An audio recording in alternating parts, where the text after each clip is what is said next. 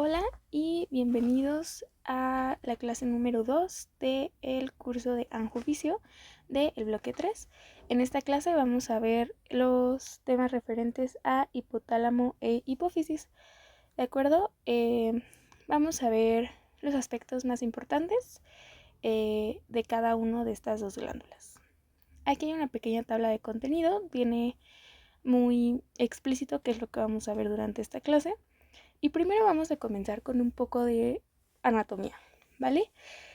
Como tal, ya deberíamos saber esto, pero vamos a recordarlo para poder tener un contexto bueno de qué es lo que vamos a ver en esta clase y no andar como perdidos.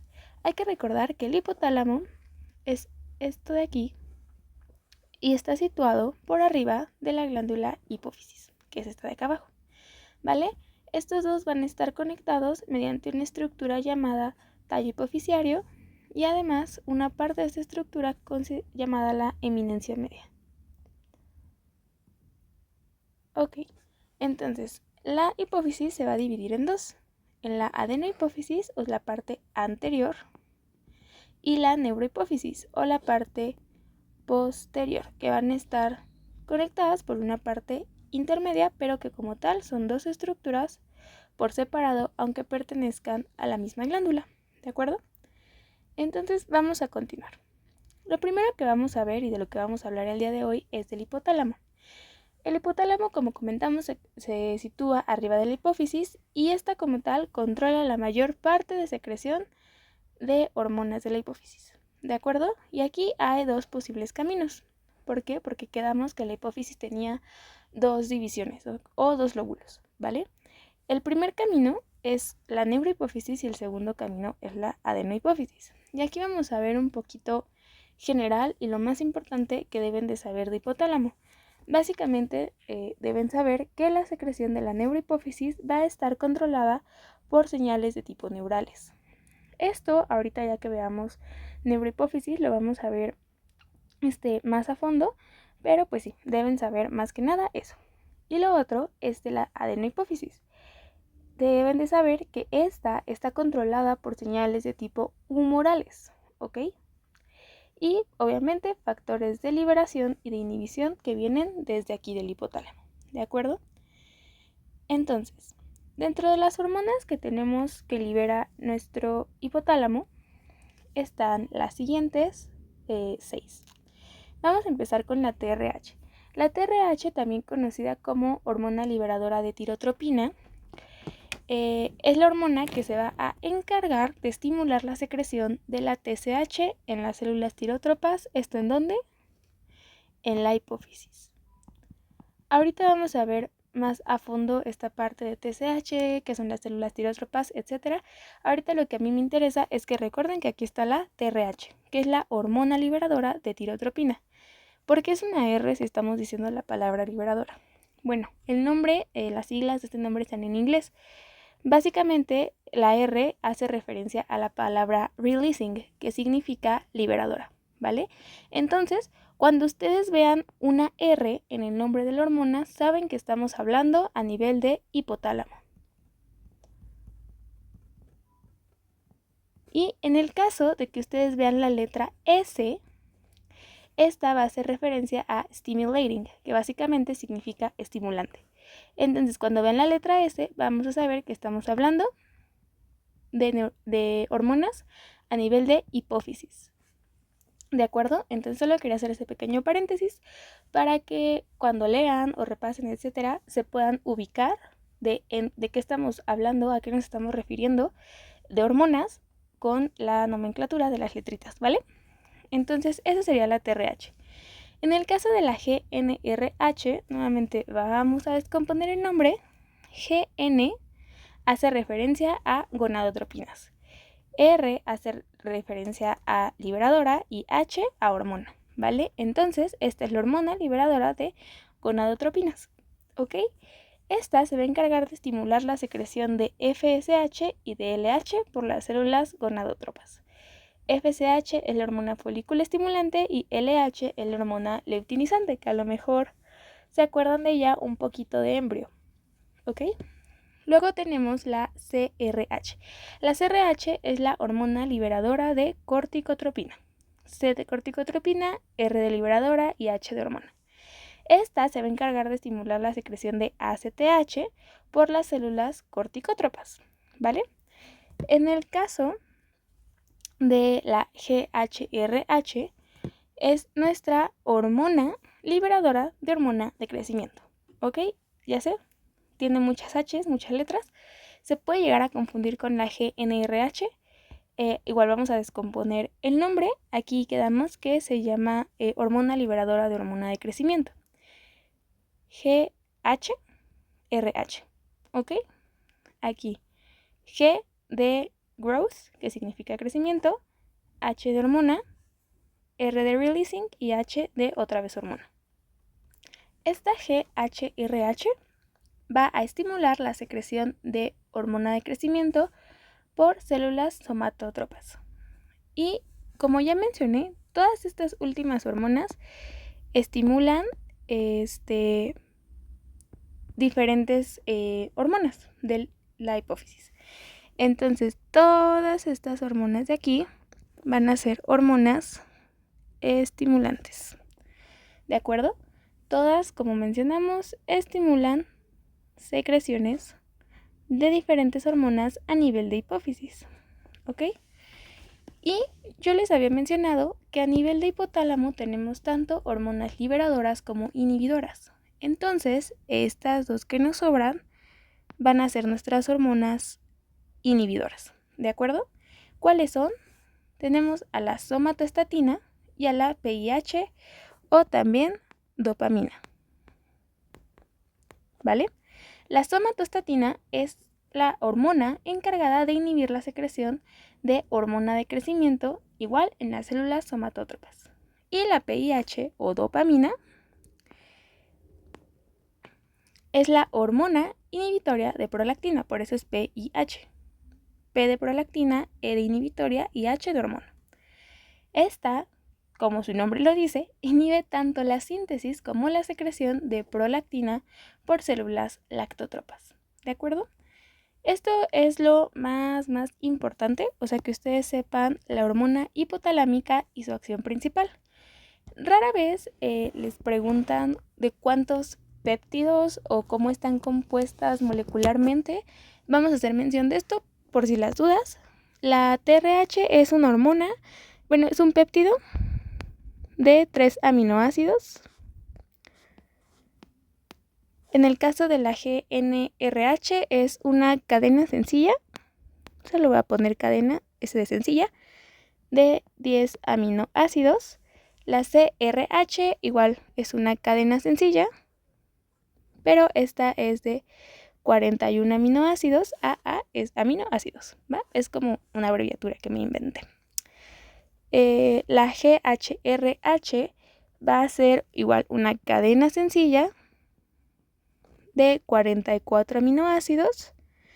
La somatostatina, una cadena sencilla de ¿cuántos? 14 aminoácidos. Y finalmente la PIH va a ser una catecolamina. ¿Cuál catecolamina es? La dopamina. ¿Ok? Entonces, sí, básicamente esa es como la parte molecular de este tema. No voy a ahondar más en eso. Aquí lo que quiero que ustedes recuerden es la hormona que está a nivel hipotalámica, que quedamos que es la que generalmente va a tener la letra R, y la hormona que está a nivel hipofisiario, que por lo general va a tener la letra S, ¿vale? R de releasing, S de stimulating, o de liberadora y estimulante. En el caso del hipotálamo, mencionamos, y vamos a regresarnos al esquemita del inicio, que va a estar comunicándose con la neurohipófisis mediante el tallo hipofisiario. ¿Ok? Esta es una estructura anatómica que va a estar conectando hipotálamo con la neurohipófisis. Pero, ¿qué pasa con el hipotálamo y la adenohipófisis? Porque el tallo hipofisiario es este de aquí, ¿va? ¿Qué pasa entre estas dos? ¿Cuál es su relación? Pues bueno, básicamente la forma en la que se van a comunicar estos, dos partes, el hipotálamo y la adenohipófisis específicamente, aquí le voy a poner con adenohipófisis, es mediante un sistema de tipo portal, ¿de acuerdo? Si recordamos un poquito de lo que hemos visto en anatomía, a nivel del hígado, y creo que es como el más que podemos llegar a reconocer bien, también tenemos un sistema portal, que de hecho la vena se llama vena porta, ¿vale? Ok, entonces básicamente quedamos que la secreción es de tipo humoral, o sea, se va a involucrar a este sistema portal, ¿de acuerdo? Pasan por vasos porta, hipotalámico, hipoficiarios, que es el nombre que les acabo de subrayar. Luego se van a las células glandulares de la adenohipófisis y finalmente generan la secreción. Entonces, ¿cómo es que comienza este proceso? Y súper simplificado. El paso 1 son que las hormonas procedentes del hipotálamo, ya sea factores estimulantes o factores inhibitorios, se sintetizan en hipotálamo, van a ir hacia nuestros vasos porta, hipotalámico, hipoficiarios. Ese es el segundo paso, ¿va? Una vez que ya se sintetizaron las hormonas del hipotálamo en el hipotálamo y que hay un estímulo que está haciendo que estas hormonas se quieran mover del hipotálamo a la hipófisis, se van a mover a través de vasos hipotálamo, vasos porta, sí, vasos porta, hipotálamo, hipoficiarios. ¿Está larguísimo el nombre? Sí, pero básicamente nos habla de qué estructuras está conectando. ¿Por qué? Porque está conectando el hipotálamo con la hipófisis mediante un sistema porta, ¿ok? Entonces por eso es que el nombre está tan larguísimo. Finalmente, estos vasitos van a desembocar ¿en dónde? En las células glandulares de la adenohipófisis. Y en esas células glandulares de la adenohipófisis, ahora sí, las van a estimular y van a permitir que haya lo que estamos buscando, secreción de hormonas, ¿ok? Este es el resultado final y lo importante. Entonces, volviéndonos al esquemita que tenemos a un lado, ¿dónde sería el paso 1? Aquí mero, en el hipotálamo. Ahí es donde las hormonas se sintetizarían, ya sean factores inhibitorios o estimulantes, y de esa forma, una vez sintetizados, van a comenzar su trayectoria hacia nuestros vasos. ¿Cómo se componen estos vasos? Básicamente es una arteria que nos genera una red o un plexo de capilares, ¿ok? Entonces, van nuestras hormonas ya sintetizadas, llegan a este plexo capilar. Esas son las hormonas. Van a ser liberadas y van a entrar a los capilares por medio de fenestras, que si recuerdan, las fenestras son como unas tipo ventanitas, ¿ok? Una vez que entran a los capilares, por tanto, ya van a estar en la circulación. Entonces, ese sería nuestro paso 2, ¿ok? Que nuestras hormonas procedentes del hipotálamo lleguen a los capilares, entren como tal a la circulación. Esas hormonas van a continuar su trayecto por esta red de vasos hasta llegar a donde quieren llegar, que básicamente es la adenohipófisis. ¿De acuerdo? Entonces, este sería nuestro paso 3, la llegada a la adenohipófisis, específicamente a las células glandulares de esta. ¿Para qué? Para estimular la liberación de hormonas adenohipofisiarias. Y una vez que se estimula esa liberación, ahora sí pueden continuar su trayecto por torrente sanguíneo y ser secretadas, que sería el paso número 4, ¿ok? Entonces, como pueden ver, esto obviamente está muy simplificado para que ustedes puedan entenderlo.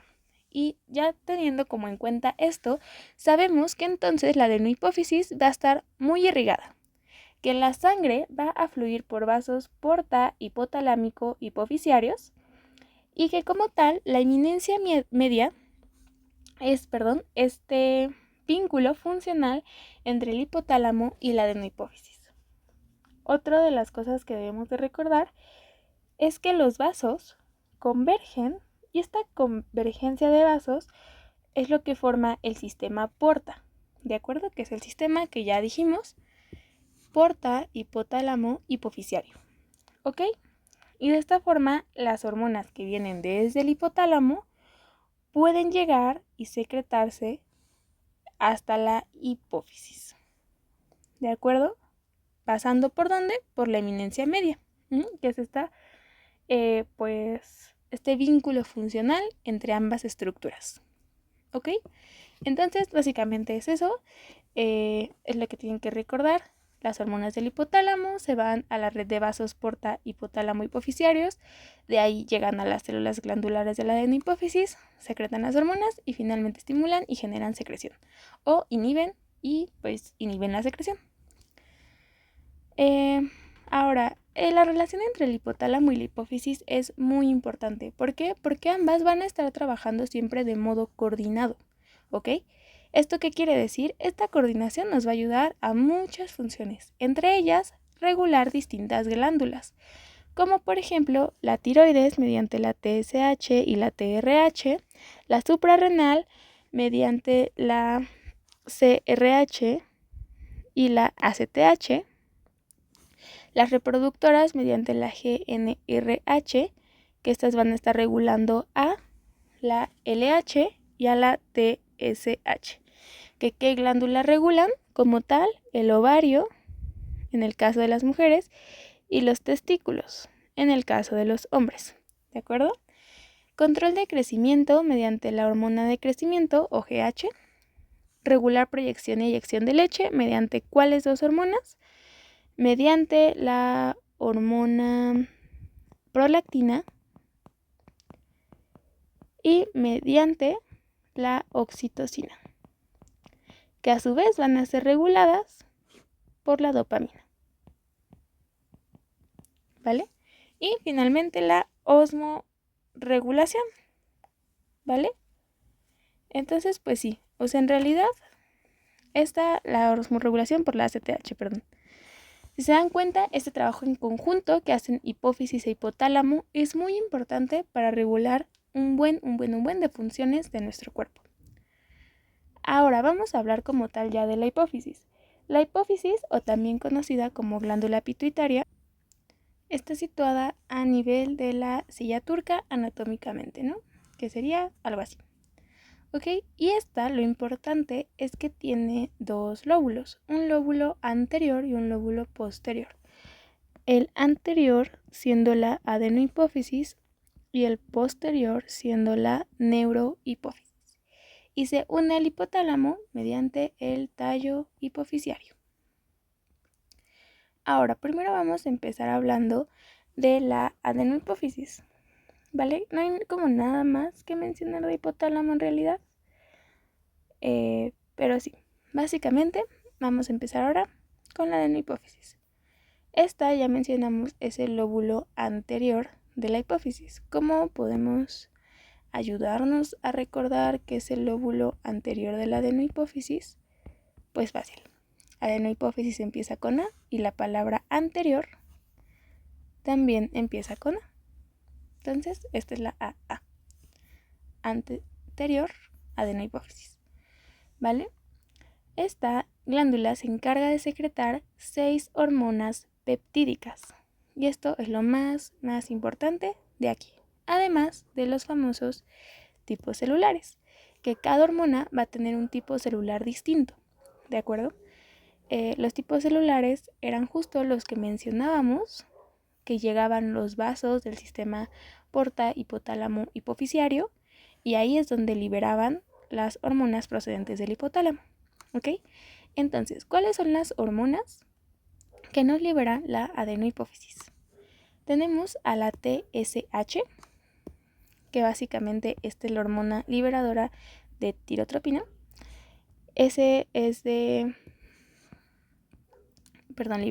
Estimulante. S es de stimulating o, como ya habíamos mencionado, se refiere a la palabra estimulante. ¿De acuerdo? En este caso, esta está relacionada al tipo celular tirótropo o células tirótropas. Ojo, dependiendo de la literatura lo pueden ver como tirótropas o, en vez de la terminación trofas, pero es exactamente lo mismo. Están hablando del mismo tipo celular para que no se vayan a confundir. Ok, entonces su principal función es pues estimular la producción de hormonas tiroideas, básicamente, por eso se llama hormona estimulante de la T de hormonas tiroideas, ¿vale?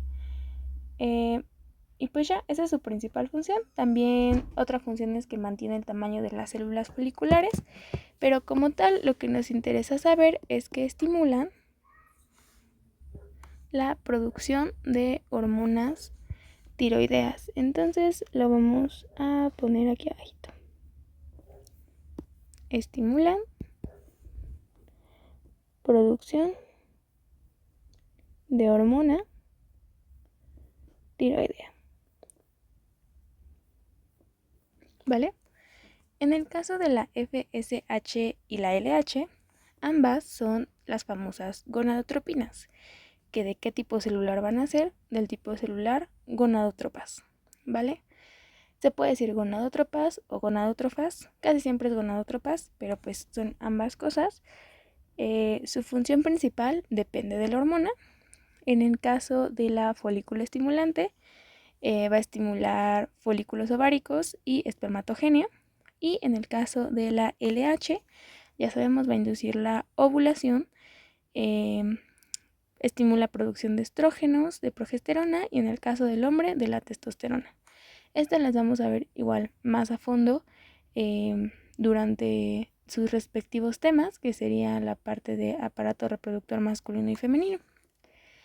En el caso de la ACTH, va a ser del grupo de las corticótropas, ¿vale? Las corticótropas son de las que van a encargarse de estimular la producción o generación de glucocorticoides y andrógenos a nivel de corteza suprarrenal. ¿Ok? Entonces, esto va a estimular a hormonas suprarrenales. Y la de prolactina o de PRL, que es el nombre abreviado de la prolactina, está vinculada al tipo celular lactótropas, ¿vale? En este caso, estas estimulan tanto la secreción como la producción de leche. Y aquí me faltaron las de la hormona de crecimiento. Las de hormona de crecimiento están vinculadas al tipo celular somatótropas, ¿vale? La hormona de crecimiento o somatotropina estimula más que nada el crecimiento corporal. Eso ahorita lo vamos a ver, entonces no voy a ahondar en detalles aquí, ¿vale? Entonces, esto es parte de lo importante que deben de saber de la adenohipófisis como introductorio, que hormonas son las que se encuentran aquí, que ya quedamos que van a ser las que tengan en su nombre la letra S de estimulantes, ¿vale? En el caso de la ACTH, pues no se parece, entonces la que tenga la letra A y la prolactina. Ahora vamos a hablar de algo llamado familias. ¿Qué son las familias? O sea, sí, en la vida real pues es el conjunto de gente que tiene tu misma línea sanguínea, así que vamos a intentar traspasarlo a la fisiología. Las familias sí son semejantes y lo importante, así como nosotros, cuando es nuestra familia, compartimos el abuelito o en el caso de que tengas hermanos a tu mamá, a tu papá, aquí también tienen un precursor en común, ¿ok?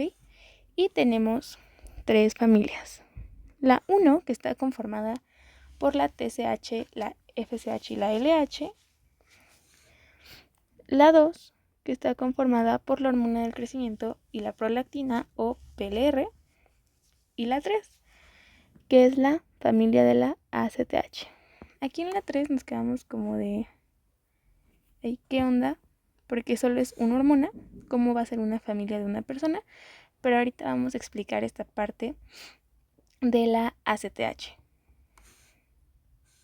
Ok, entonces vamos a explicar primero a la familia de la TSH, FSH y LH. Bueno, si se dan cuenta, aquí tenemos a la hormona estimulante la hormona liberadora de hormonas tiroideas, a la hormona liberadora, folículo estimulante y a la luteinizante, ¿no? Que ambas son gonadotropinas.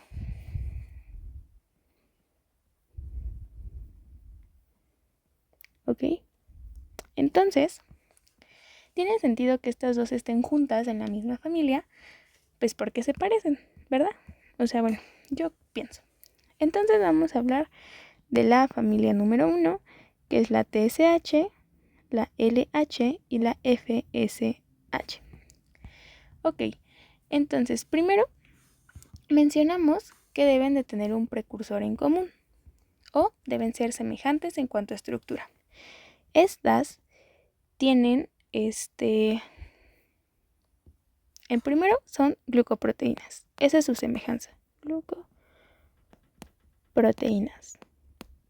¿Vale? Y ambas están compuestas por cadenas. ¿Ok?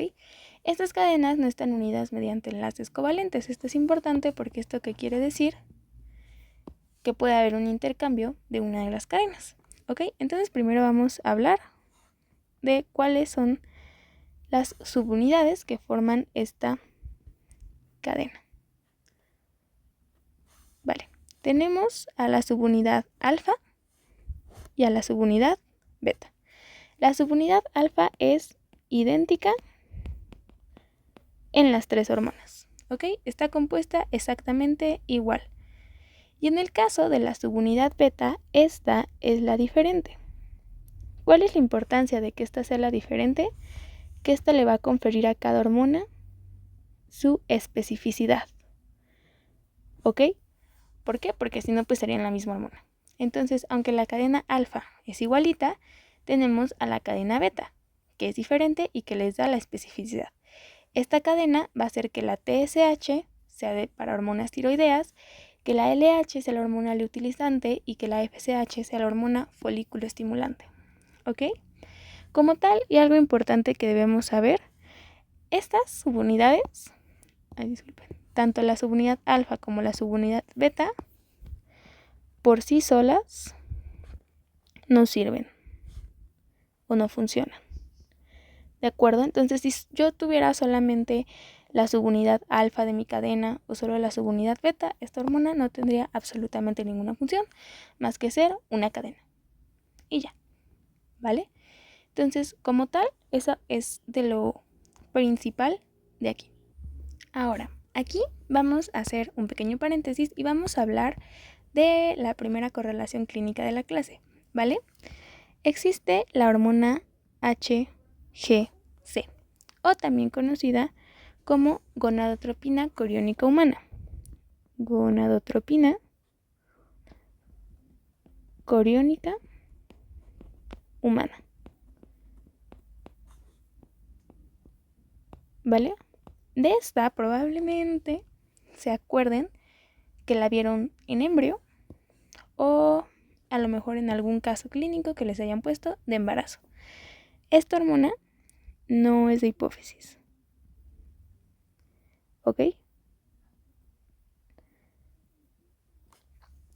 Ahora, ¿por qué hacemos mención de la HGC si no es de hipófisis? Bueno, pues resulta ser que la HGC y, vamos a hacer una línea curva, la TSH son muy parecidas. Sale, vale. Entonces, Básicamente, estas dos son muy parecidas, son así de que hermanas. ¿Va? ¿Y cuál es el tema en que sean tan parecidas? Bueno, que entre las dos la única diferencia es por 2 péptidos. O sea, básicamente son casi idénticas, ¿ok? Entonces, de aquí, como les mencioné, viene nuestra primer correlación clínica, que como vamos a estar poniendo las correlaciones clínicas, básicamente les vamos a poner una crucecita así de color roja para saber que estamos hablando de algo clínico, ¿ok? Entonces, la primera correlación clínica de la clase de hoy es la enfermedad trofoblástica, o también conocida trofoblástica, o también conocida, y que a lo mejor así lo vieron en embrio, como mola hidatiforme. Y esto, ¿por qué lo estoy mencionando? Si no tiene que ver nada porque no es de hipófisis. Bueno, porque estas dos hormonas, al ser de que hermanas, o sea, tan parecidas, lo que pasa es que aunque en la mola hidatiforme o enfermedad trofoblástica lo principal es que no hay producto y es generada porque hay mucho trofoblasto, la sintomatología de esta enfermedad va a ser muy parecida a los síntomas con los que cursa una persona que tiene hipertiroidismo. ¿Por qué? Ya quedamos que estas dos son hormonas hermanas, o sea, solo se diferencian por 2 péptidos, o sea, es una cosa de nada, ¿vale? Entonces, básicamente, cuando haya mucha HGC, por tanto, esto en un punto va a llegar a estimular a la tiroides, ¿ok? Por tanto, esta estimulación tiroidea va a generar que se estimule la producción, liberación de T3 y T4. Y el hecho de que estas estén aumentando va a dar como un resultado final síntomas de hipertiroidismo. ¿Ok? Y entonces esa es como nuestra primera correlación clínica de todo lo que estamos viendo para que haga un poco más de sentido. Tenemos unas hormonas que son súper parecidas y que a pesar de que una no se produce en hipófisis, van a generar sintomatología muy parecida por esta conexión tipo de hermanas o de familia que hay entre estas dos hormonas, ¿de acuerdo? Entonces esa sería nuestra primera familia o la familia de la TSH, LH y FSH. Ahora les mencioné una familia que era de un solo integrante, la familia de la ACTH. Y esto, ¿cómo rayos es que es una familia si solo tiene un integrante? Bueno, quedamos que para agrupar familias o tenían que ser hormonas semejantes o tener un precursor en común. Bueno, pues la ACTH tiene un precursor en común.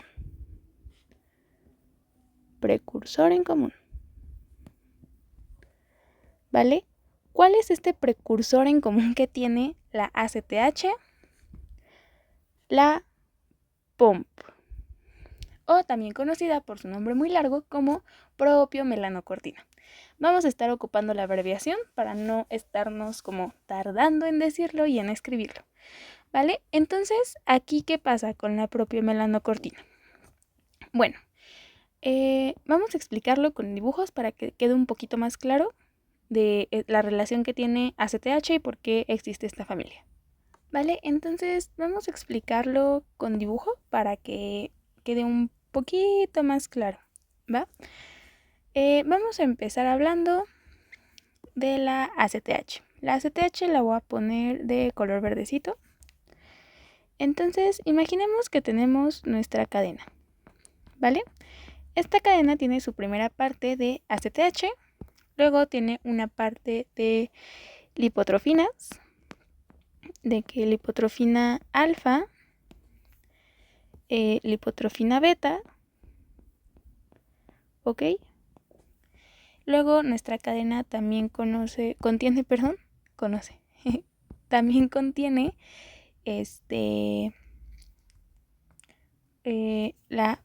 otros péptidos, ¿ok? Los voy a poner de amarillito. Y finalmente, y algo bastante importante, y no tengo café, contiene la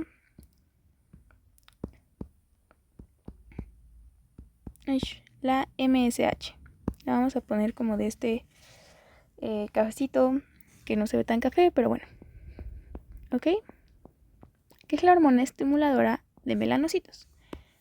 Entonces, aquí lo que a mí me interesa más que ustedes se acuerden es que tenemos un fragmento de esta cadena que es la ACTH, un fragmento que corresponden a lipotrofinas,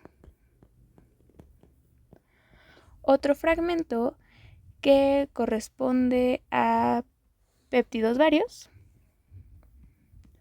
Entre estos péptidos tenemos la endorfina, si no me equivoco, y nuestro otro fragmento que también me importa que tengan en cuenta que está es la MSH, o la hormona estimuladora de melanocitos.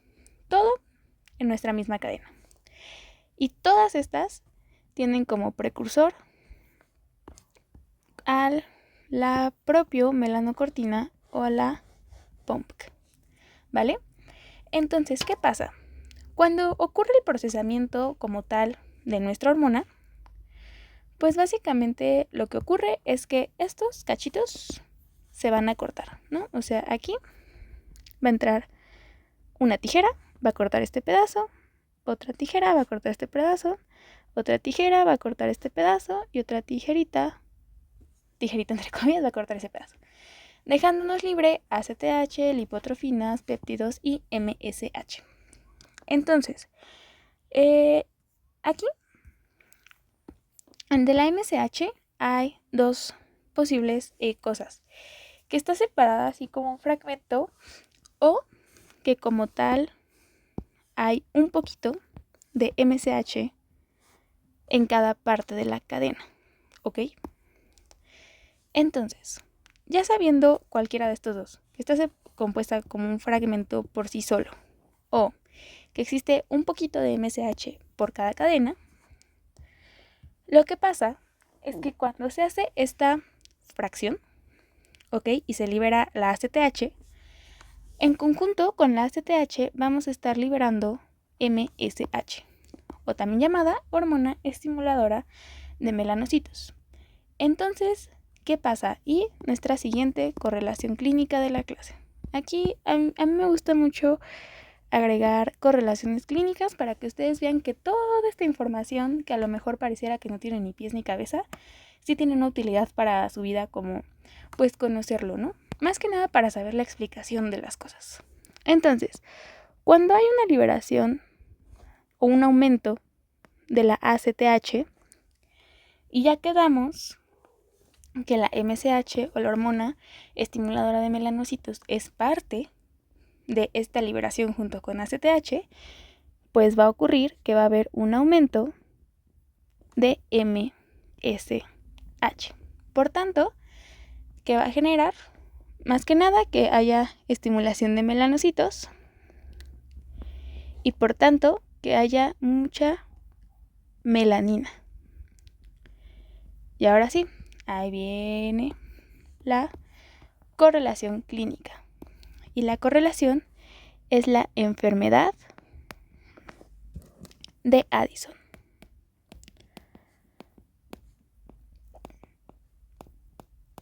En esta enfermedad, uno de los síntomas, es causada por un aumento de la ACTH. Y por tanto, uno de los síntomas de la enfermedad va a ser la hiperpigmentación.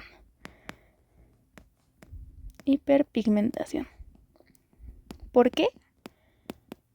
Porque al haber tanta ACTH generada por la misma enfermedad, esta la vamos a ver después en otro de los temas.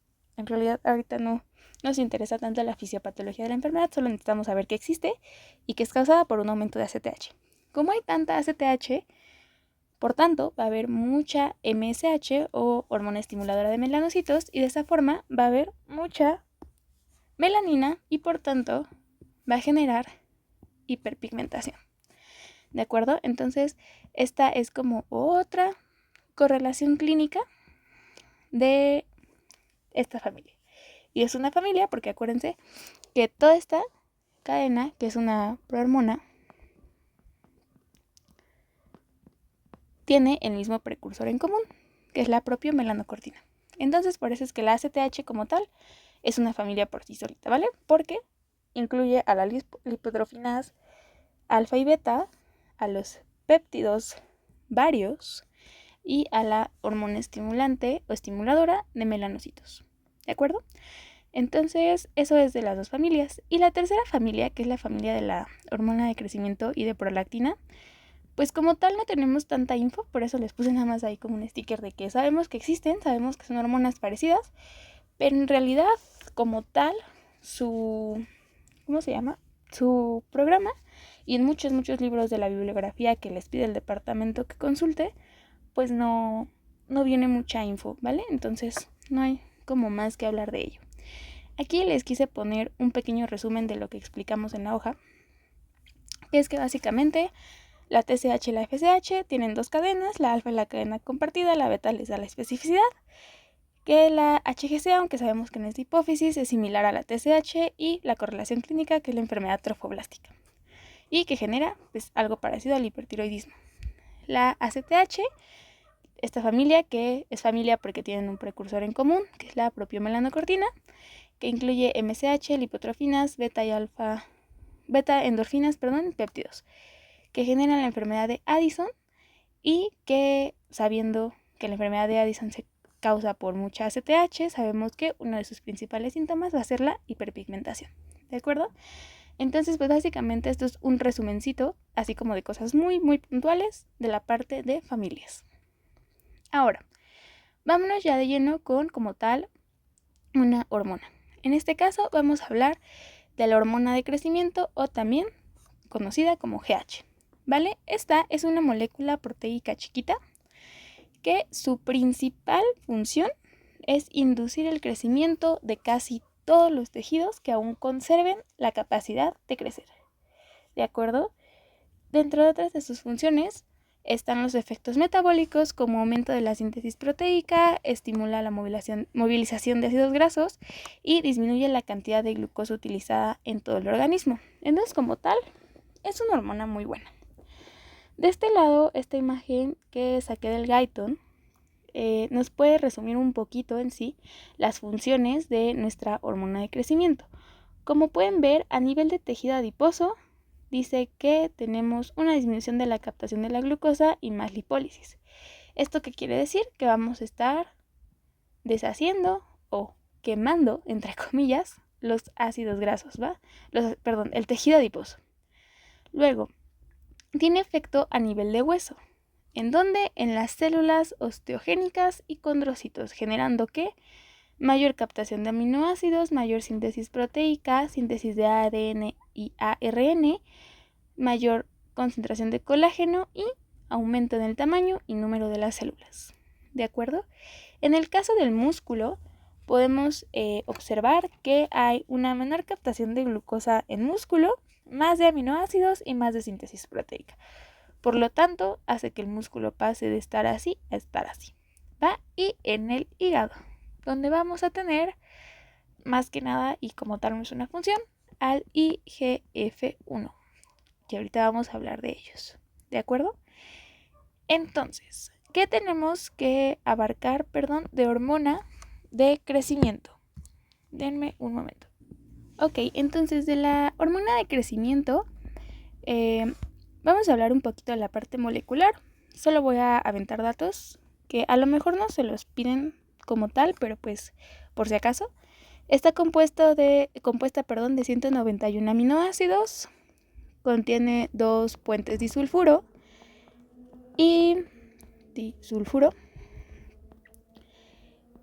y está pues controlada por la síntesis. La síntesis está controlada, por GHRH, ¿de acuerdo? Y esta hormona, como ya lo habíamos dicho, es similar a la prolactina. Son de la misma familia y la similitud entre ellas es del 75%. ¿Va? Igual ahí como dato, eso es del Guyton, por si se los preguntan. Pero bueno, en realidad tampoco es como que se lo tienen que súper saber, ¿vale? Pero bueno, lo primero de lo que vamos a hablar es de la secreción de esta hormona. La secreción o el sistema de secreción por el cual se controla la hormona, es bastante curioso. ¿Por qué? Porque es una secreción de tipo pulsátil, ¿de acuerdo? A comparación de otras hormonas, pues que no tienen una secreción pulsátil, esta la tiene, teniendo picos cada 2 horas, básicamente, y siendo el mayor de los picos, o el pico más alto, al estar dormiditos. Por eso, aquí como pequeño dato, es importante, o dicen que es muy importante, tanto para los niños como para los adolescentes, dormir. Porque justo cuando ellos están pues ya en el quinto sueño, dormiditos, es que ellos producen como tal hormona de crecimiento, ¿vale? Tienen su pico de hormona de crecimiento, entonces quieren que sus hijos crezcan, déjenlos dormir, ¿vale? Como tal, real, como el pico es al dormir, justo por eso se supone que los niños, los bebés, duermen tanto tiempo. Ajá. O sea, literal, los bebés duermen la mayor parte del día y solo se despiertan para comer. ¿Va? Entonces es justo, aquí podemos armar esta pequeña correlación entre la secreción de tipo pulsátil con picos, que tiene su mayor pico al dormir, ¿vale? Entonces acuérdense de que pues crecimiento de niños y eso. Ok, específicamente en qué momento del sueño tiene su pico, en la primera hora. Por eso igual es importante tener buena higiene de sueño, calidad de sueño, no ocupar pantallas, al menos 1 hora antes de dormirnos, entre otras cosas, ¿va? Y como tal, estos picos, aunque sí están al dormir y así, son variables a lo largo de la vida. ¿Con esto a qué me refiero? A que nosotros no vamos a estar secretando la misma cantidad de hormona de crecimiento cuando somos unos bebecitos, allá cuando somos unos adultos o ya cuando prácticamente tenemos más de 70 años, ¿no? Ok, entonces vamos a hacer aquí un pequeño esquema para poder ejemplificar mejor cómo es que funcionan estos picos de secreción. Vale, entonces vamos a comenzar con el momento en el que nacemos. Voy a hacerlo con colores pastel todo y somos unos bebecitos. ¿Ok? Ay, bueno, no se ve muy bien, pero ok. Es el nacimiento. Entonces, en el nacimiento como tal, no desde que nacemos es como pum para arriba. No. Es una forma progresiva de estos picos, ¿vale? Entonces, vamos a comenzar a secretar hormona de crecimiento. Esto en nuestro nacimiento, ¿no? O sea, nuestro primer año de vida, ¿vale? Entonces lo voy a poner como hasta acá. Entonces, esto ocurre cuando nosotros nacemos, ¿va? Una vez que ya nacimos, etcétera, viene lo que se conoce como la primera infancia, que básicamente es de los 2 a los 3 años, donde todavía seguimos siendo bebés. En este punto, la hormona se mantiene pues relativamente muy estable en general. O sea, habrá personas a lo mejor que aquí tienen un pico y son bebés grandes, etcétera.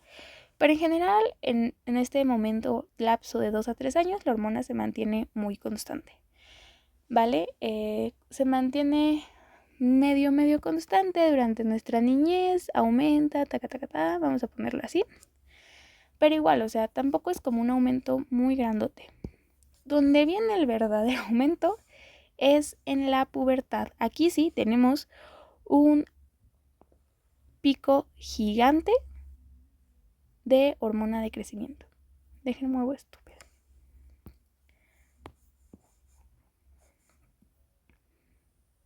Ahí está. ¿Ok? Entonces, en la pubertad tenemos un picote de hormona de crecimiento. Y ya para cuando nos vamos haciendo adultos, que ya dejamos la pubertad, que nuestro lóbulo frontal ya se desarrolló, volvemos a mantenernos en un estado no estático, pero sí estable. ¿De acuerdo? Entonces, tenemos nuestro primer año de vida.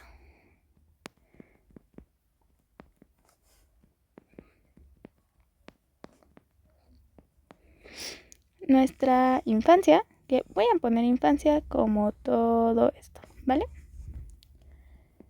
Nuestra infancia, niñez.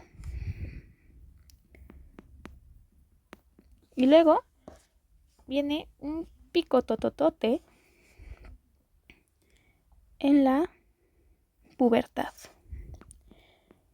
Y va a ser nuestro pico más grande de toda la vida. Y ya finalmente, la estabilidad cuando eres adulto. ¿Vale? Entonces, básicamente lo que pasa es que, como comentamos, aunque sí, el patrón de secreción es pulsátil y se generan picos cada 2 horas, que se vería algo más o menos como pico, ¿no? Es pulsátil, como un pulso. O sea, yo siempre, como para acordarme de esta parte de pulsátil y de los picos y todo ese rollo, el corazón también tiene pulso, ¿ok? Entonces, pues obviamente no va a ser tal cual como un electrocardiograma, pero pues pueden ayudar. A lo mejor les sirve esa relación. El electro, que ya sabemos que tiene sus ondas, igual tiene picos, ¿no? Tiene momentos de pico, momentos donde no hay pico, ¿no? Como el complejo QRS. Entonces aquí, como tal, no hay como algo que se esté alejando, que esté disminuyendo, pues van a ser picos hacia arriba únicamente, ¿vale? Así, algo así. Como son cada 2 horas, pues obviamente vamos a tener un espacio de estabilidad entre cada pico, pero sí, sería algo así. Y quedamos que también esta secreción es variable a lo largo de la vida. Entonces yo no voy a estar secretando lo mismo cuando fui adolescente que ahorita que ya estoy en mi etapa adulta. Por ejemplo, en el caso de la pubertad, pues casi todos crecemos, ¿no? De estatura. Ahorita vamos a hablar un poquito del famoso estirón que damos. Pero sí, es porque hay un pico grande de GH, ¿no? Y en la adultez es muy raro que crezcamos o algo, porque pues aquí la GH ya se mantiene estable. Entonces ya no hay como manera en realidad de que nosotros nos volvamos más altos, o así. Y durante toda nuestra, pues desde que nacemos hasta al final de la pubertad, siempre estamos creciendo. Entonces por eso es que aquí, pues sí, pongo a lo mejor estable, pero también llegamos a tener picos durante nuestra infancia y niñez. ¿Por qué? Porque estamos creciendo. ¿Ok? Crecen los huesos, crece la piel, etc. Entonces seguimos creciendo, ¿vale? Entonces sí, más o menos así se vería la gráfica de que primer año de vida, infancia, niñez, pubertad y adulto.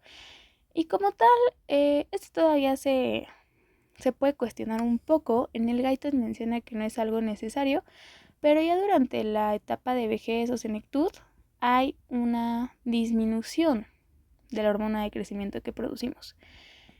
No es una regla como tal, sí se sabe que disminuye la hormona, no se sabe cuánto disminuye, se sabe que tiene una disminución paulatina, pero por eso me preferí dejar como tipo estable la parte final, que sería la parte de adulto.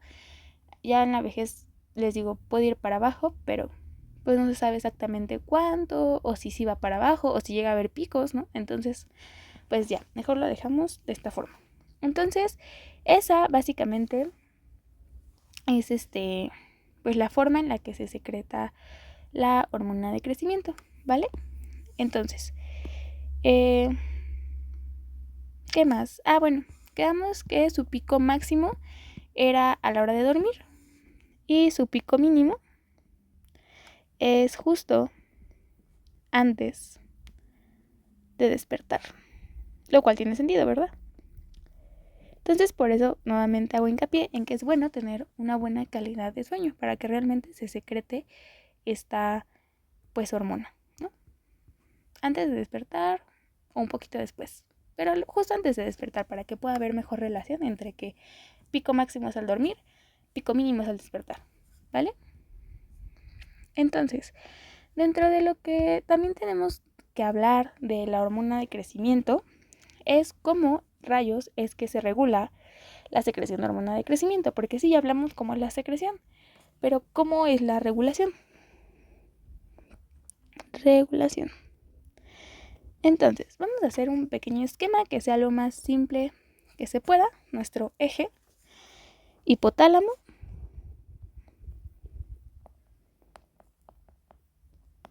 hipófisis, obviamente,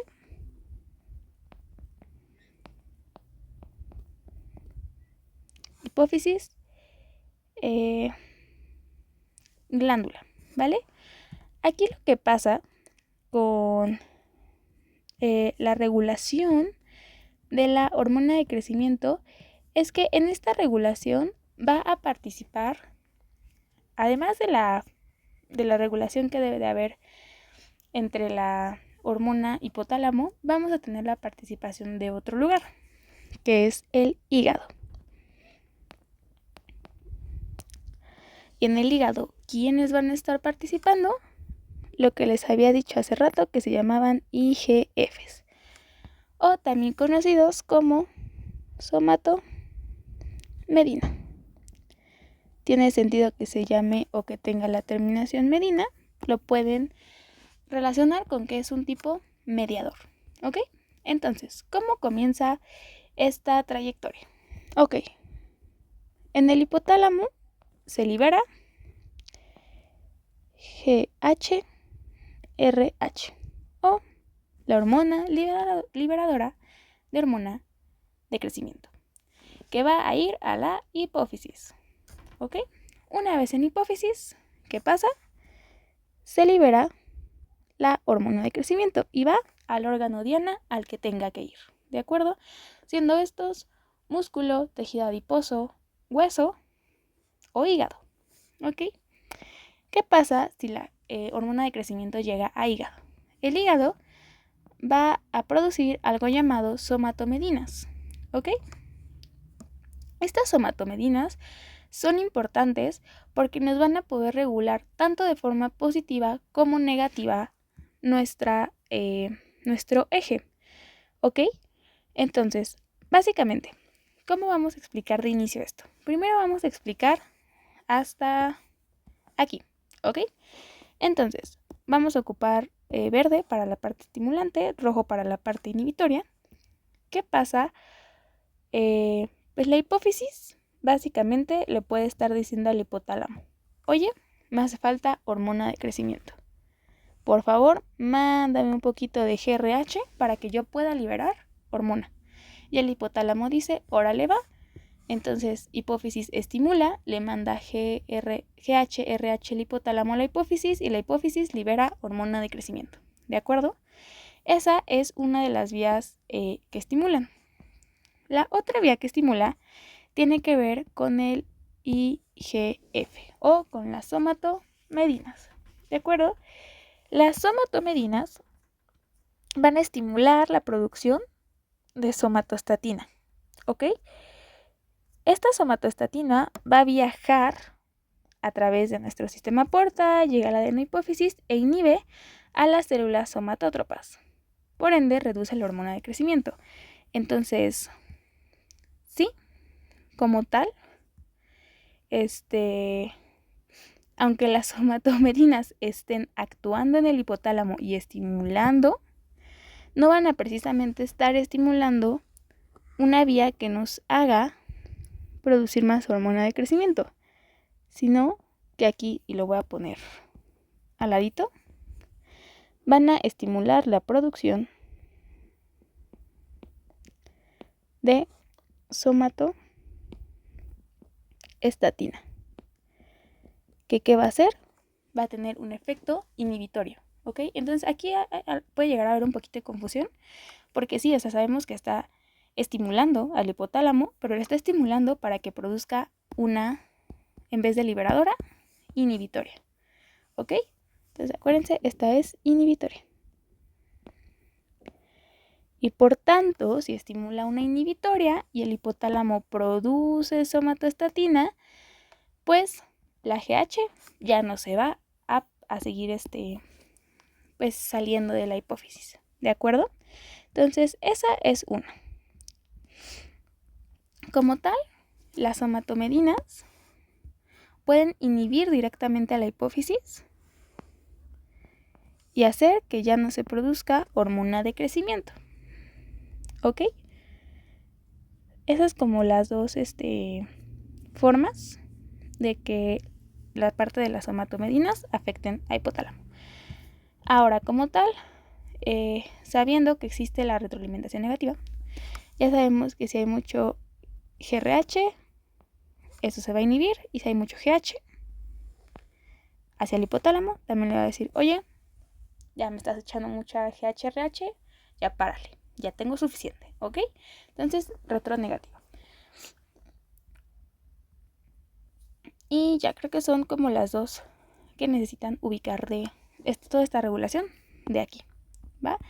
Y que acuérdense que esta vía verde como más clarito, creo, que aunque sí esté estimulando el hipotálamo, lo está estimulando para que produzca una hormona inhibitoria, ¿de acuerdo? Entonces por eso es que hay estimulación, pero como tal hay inhibición de la producción, ¿va? Entonces eso creo que es lo más importante, ¿ok? ¿Cómo va a liberar esta hormona de las células somatótropas? Bueno, como tal la liberación ya lo vimos un poquito en la clase pasada, toda esta parte de las vesículas y todo eso.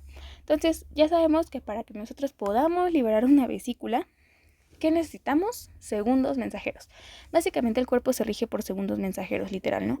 Entonces, para la liberación como tal de las hormonas desde las células somatótropas, vamos a llegar nuestra GHRH. ¿A dónde? A un receptor. Este receptor va a estar acoplado a proteína GS. La proteína GS ya sabemos que va a liberar o va a hacer que aumente el AMP cíclico, que es nuestro segundo mensajero, y por tanto va a liberar a la hormona. Libera a la hormona. ¿Vale? La hormona, como ya sabemos, se puede ir ya sea a tejido adiposo, a músculo, tejido adiposo, músculo, a hueso, o a cualquier otro órgano que tenga la capacidad de crecer, ¿vale? Que aún conserve la capacidad de crecer. O a hígado. Y en hígado ya sabemos que va a estimular o que va a hacer que haya producción de somatomedina C o IGF-1. Ok, entonces pues sí, esa sería la parte de liberación en realidad. Pero lo que tenemos que saber es que esta va a estar acoplada a proteína GS y por tanto su segundo mensajero va a ser el AMP cíclico, ¿vale? Que se va a ir a su tejido diana y que específicamente a nivel del hígado va a estimular la producción de somatomedina C o IGF-1, que es el más abundante. Hay muchos, podremos ahondar en ellos, no lo vamos a hacer, pero saber que el IGF-1 es el más importante y del que realmente se deben de acordar, ¿vale? Entonces, ya sabiendo todo esto de que cómo es la secreción, cómo se regula, cómo se libera, ahora vamos a hablar un poco más a fondo de los efectos que tiene la hormona de crecimiento.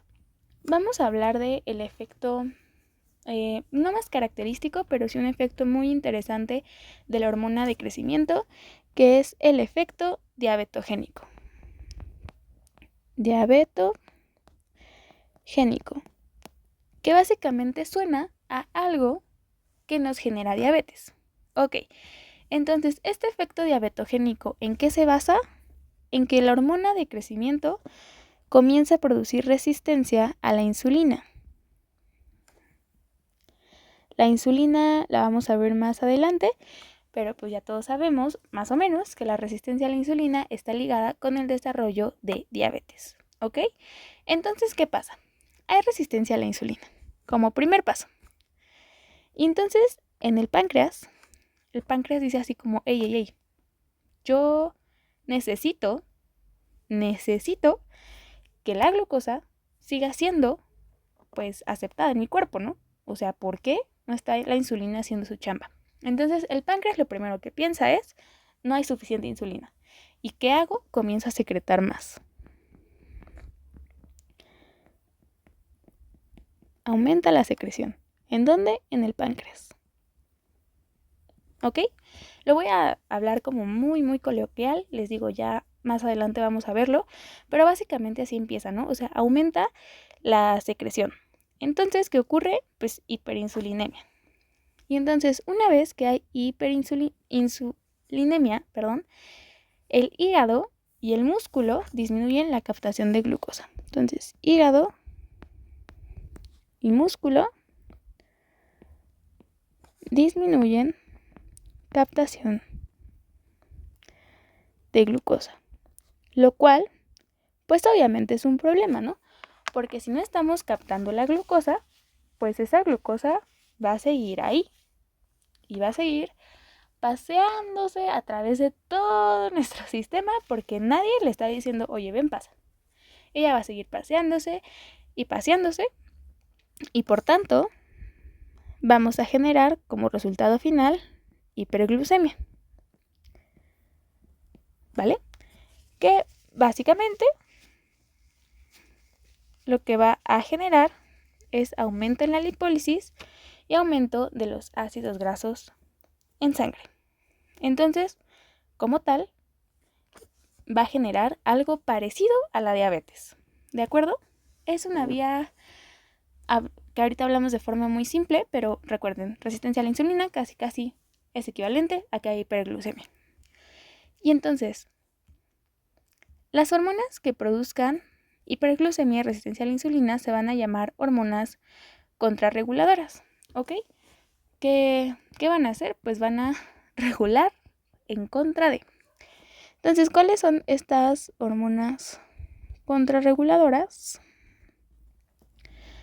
Pues básicamente van a ser la hormona de crecimiento, el cortisol y la que nos sí o sí debemos de acordar de bioquímica, el glucagón. ¿Vale?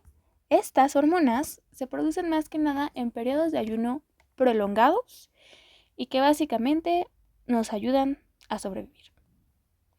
Entonces, sí, la hormona de crecimiento va a generar hiperglucemia. No necesariamente quiere decir que me va a dar diabetes, porque va a ser una forma, mientras todo se regule y esté correcto, una forma de que el organismo sobreviva. Es parte de nuestro proceso de adaptación, ¿vale? Entonces, por ejemplo, cuando yo estoy, no sé, a lo mejor en un ayuno de más de 12 horas, mi cuerpo dice, yo voy a empezar a producir estas hormonas y que todas estas me generen hiperglucemia. ¿Para qué? Para mantener vivo al individuo, porque no ha comido nada y no hay de dónde jalar glucosa para que siga respirando y esté vivo, ¿ok? Entonces, básicamente sí tiene un efecto diabetogénico. Esto no quiere decir que nos va a dar diabetes específicamente, solo debemos de saber que produce hiperglucemia, que es muy útil, obviamente, en el momento del ayuno, ¿vale? Entonces, ese es uno de sus principales efectos, el efecto diabetogénico, ¿vale?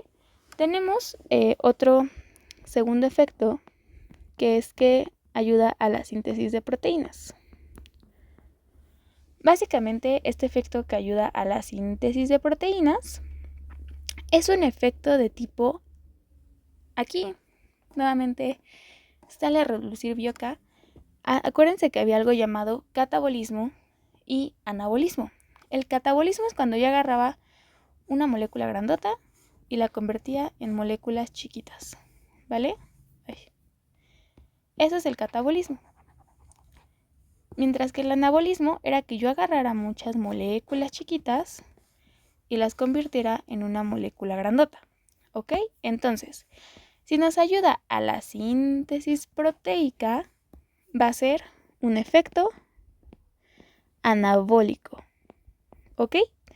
Este efecto anabólico ayuda a que aumente la síntesis proteica, a que aumente la replicación y por tanto que aumente el crecimiento. Y como tal, los principales resultados es un aumento en la masa magra del cuerpo y crecimiento de órganos. ¿Vale? Entonces, ese sería nuestro segundo efecto.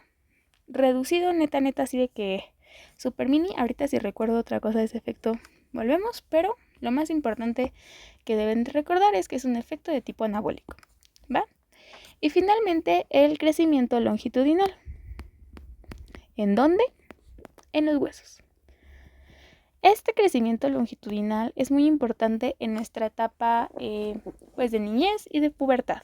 ¿Por qué? Porque literalmente crecemos hacia arriba, nos volvemos altos, ¿no? O crecemos lo que tengamos que crecer, ¿de acuerdo?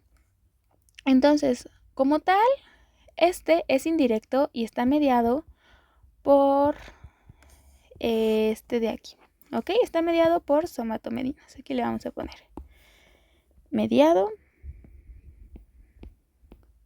por IGF-1 o somatomedina C, ¿ok? En el hueso tenemos receptores de hormona de crecimiento. Entonces, nuestra hormona se va a dirigir hacia esos receptores. Va a tener los siguientes efectos. Aumenta el metabolismo de los centros de osificación. Entonces vamos a ponerle que aumenta osificación. Además, también va a aumentar la replicación y el grosor de la placa epifisiaria. Que acuérdense que el grosor de la placa epifisiaria tiene todo que ver con el crecimiento, ¿vale? Esa placa epifisiaria que probablemente ahorita mi placa ya está así de que ya dio lo que tenía que dar. En los niños no, en los niños es un lugar en donde nuestro hueso va a estar creciendo longitudinalmente, ¿no? Entonces el hueso puede crecer largo y ancho, ¿de acuerdo? La GH va a estimular el crecimiento, pero como tal no lo detiene. ¿Ok? Y ya. Entonces, esto es indirecto. Es un efecto indirecto. ¿Vale? Porque ya quedamos que es mediado por el IGF-1. En el caso de la síntesis proteica, este es directo. Y del efecto diabetogénico también es directo. ¿Ok? Y ya creo que es como lo más importante que nos toca ver de, ¿cómo se llama? De hormona de crecimiento. En realidad, estos tres efectos, como les comento, son lo más importante. Otra cosa que podemos mencionar es, me voy a regresar tantito a esta parte. Les comenté que en la pubertad hay un pico, ¿no? Entonces, este pico es el famoso estirón. ¿Vale? Este estirón lo damos, como ya sabemos, cuando estamos pubertos. Y casi siempre, según, no sé si es el Guyton o el Constanzo, pero está mediado por el aumento, ya sea en las mujeres de estrógeno o en los hombres de testosterona. ¿Vale? Entonces sí, eso era algo más que quería comentar. Y pues sí. En el caso de la vía inhibitoria, esta va a estar mediada por proteína GI, que es inhibitoria, que básicamente inhibe al AMP cíclico. Entonces, pues ya no hay segundo mensajero, ya no hay manera de que se siga produciendo o liberando más bien nuestra hormona. ¿Vale? Entonces, pues sí, creo que en general eso es lo que tienen que saber de efectos, de regulación, liberación y en general de secreción. ¿Vale? Entonces, ahora vamos a ver dos pequeñas correlaciones clínicas, nuevamente, de la hormona de crecimiento. ¿De acuerdo? Tenemos la primera, que es la deficiencia de hormona o el exceso de hormona. O sea, cualquiera de las dos cosas puede ocurrir. Puede ocurrir o que yo ya no tenga hormona o que yo tenga demasiada hormona. Y aquí lo importante no es... sí tiene que ver cuánta cantidad de hormona tengamos, pero también tiene mucho que ver en el caso del exceso, en qué momento de la vida tengamos ese exceso de hormona, ¿de acuerdo? Entonces vamos a hablar de inicio de la parte de deficiencia de hormona de crecimiento. Básicamente aquí la hormona de crecimiento está por debajo de los niveles normales y en general empieza, aquí les voy a poner, empieza en niños. Es muy raro que esto se dé en adultos, justo porque comentamos que ya no hay como tantos picos o concentraciones altas de importancia en la edad adulta, entonces esto es más de niños, ¿de acuerdo? Y nos va a generar algo que se llama enanismo, que básicamente es una condición en donde disminuye la velocidad, y es importante recordar eso, ni se ve, la velocidad de desarrollo o de crecimiento. ¿Por qué? Pues porque no hay hormona de crecimiento. Entonces, básicamente las personas que tienen enanismo van a ser personas de estatura corta. Ok, nunca digan estatura baja, se dice estatura corta, ok. De estatura corta que en ocasiones no alcanzan la pubertad o que si la alcanzan hay un retraso en la pubertad o retraso puberal, como le quieran llamar. ¿Vale? Solo eso. Entonces, en esta parte casi siempre se hace porque, aquí les puse una imagencita, porque hay un tumor panhipopituitarismo, o panhipopituitario, que es un tumorcito en la glándula pituitaria, que casi siempre da en la adenohipófisis, que hace que se reduzca la producción de todas las hormonas de la adenohipófisis, en su mayoría, a menos que sean casos aislados y que solo afecte a la hormona de crecimiento, pero casi siempre afecta a todas las hormonas de la parte anterior de la hipófisis, ¿vale? Entonces, aquí se genera enanismo, que ojo, enanismo no es lo mismo que acondroplasia. Condroplasia. ¿Por qué? Porque en primera el enanismo se da ya cuando el niño nació y se da durante la etapa de crecimiento, mientras que la condroplasia es una afección que viene desde antes, ¿vale? No me voy a meter en temas, solo vamos a hacer esa diferencia. Entonces, por ejemplo, en el enanismo a veces los niños tienen así como, no sé, unos 10, 12 años y pareciera que tienen menos edad, o sea que a lo mejor tienen 4 o 6 años. Por ejemplo, la película de La huérfana creo que es un gran ejemplo para representar el enanismo. Justo ella sí, pues se supone que no tuvo retraso puberal, pero justo es una mujer adulta que parece una niña, ¿ok? Eso sería enanismo. En el caso de los adultos, como les digo, no es tan común, pero pues, o sea, solo es como saber qué ocurre, ¿no? Y como el tumor panhipopituitario es una de las causas y el tratamiento es pues administrar hormona de crecimiento, ¿no? Creo que tiene bastante sentido. Entonces, eso sería en el caso de la deficiencia. En el caso del exceso de hormona de crecimiento, tenemos dos tipos de afecciones, el gigantismo y la acromegalia. El gigantismo, esta es en la infancia o antes de la pubertad, ¿vale? O sea, antes de que nuestras placas epifisiarias se cierren. Entonces, aquí lo que pasa, igual, como sabemos, nuestra GH va a estimular el crecimiento longitudinal, o sea, a lo largo, ¿va?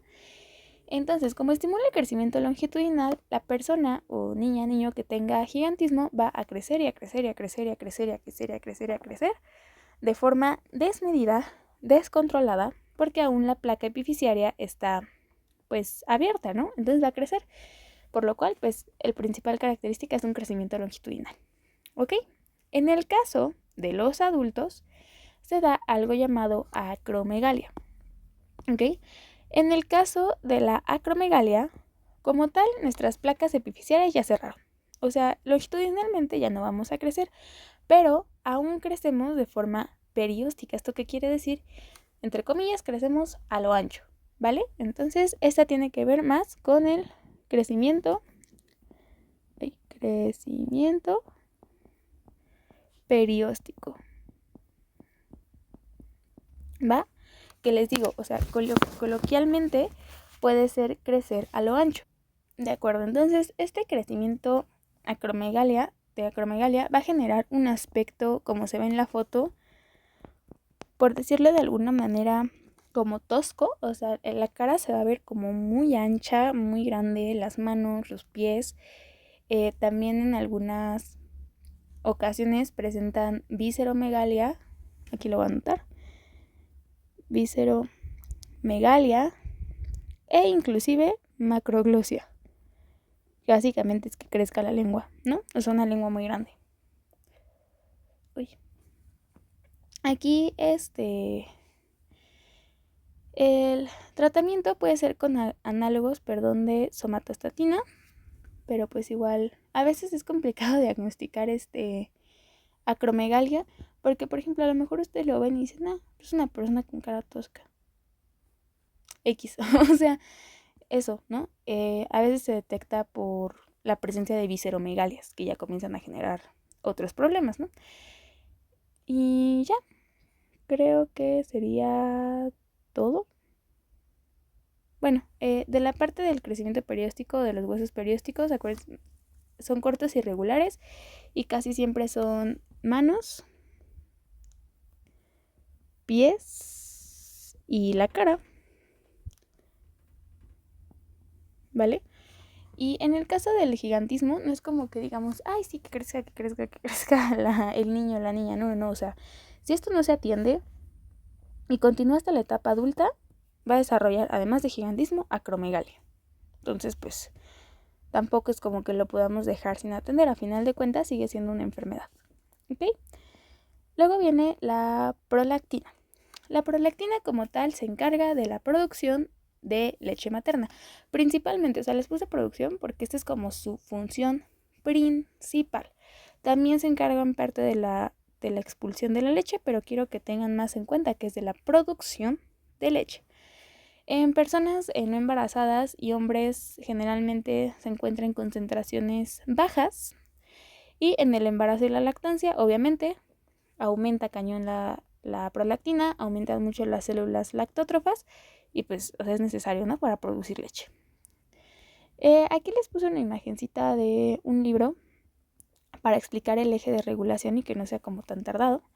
Acuérdense, tenemos hipotálamo, hipófisis, glándula, entre comillas, que sería hipotálamo, hipófisis diana, que sería la mama. Y tenemos una regulación positiva y una regulación negativa. ¿Ok? En el caso de la regulación positiva, se los voy a nada más acá poner con verde, sería que el hipotálamo nos esté pasando TRH. La TRH, ¿por qué TRH? Justo aquí. Es importante esto. ¿Por qué sería TRH? Porque no existe una hormona específica de la prolactina. Bueno, porque como les expliqué al inicio en la parte de las familias, la TSH y la prolactina se parecen un chorro, o sea, de que son hermanas. Entonces, la TRH también va a estar estimulando a la hipófisis anterior para que se produzca prolactina, ¿ok? Por eso es TRH. Nada más aquí ya, pequeño paréntesis. Entonces, esta va a hacer que se estimule la hipófisis y por tanto que libere prolactina y que llegue a la mama y haga los efectos que tenga que hacer. ¿De acuerdo? Y en el caso del sistema inhibitorio, ¿qué va a pasar? Se va a liberar dopamina proveniente desde el hipotálamo, o si pueden preguntarles de qué pH. Casi siempre dopamina, pero por si las dudas, PIH, ¿vale? Es lo mismo. Van a inhibir a la hipófisis y por tanto inhiben la secreción de prolactina. Y en el caso de la prolactina, aquí podemos ver que tenemos estimulación, que viene desde la prolactina, o sea, como la hormona está estimulando al hipotálamo. ¿Por qué?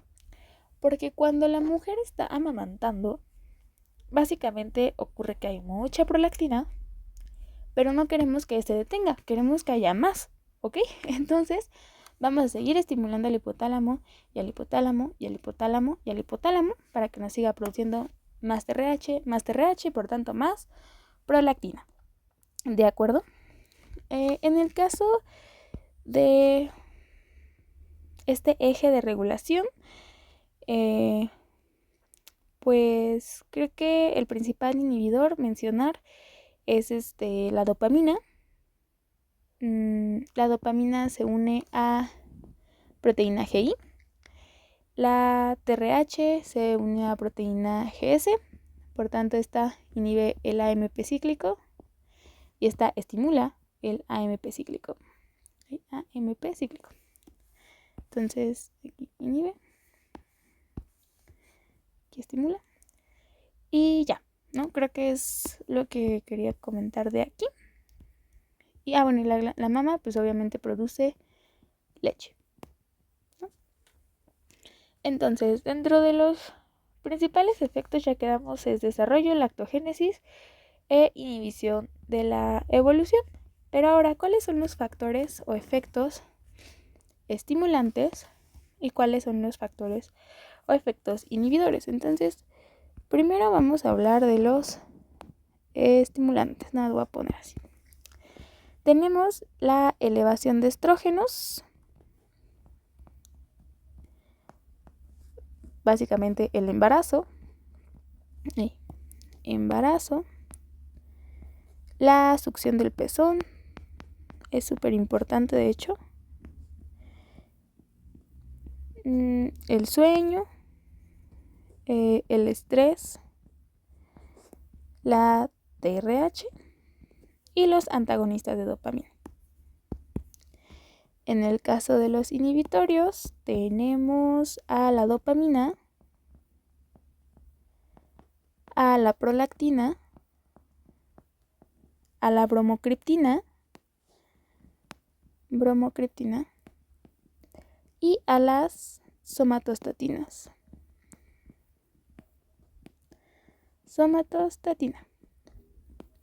¿Vale?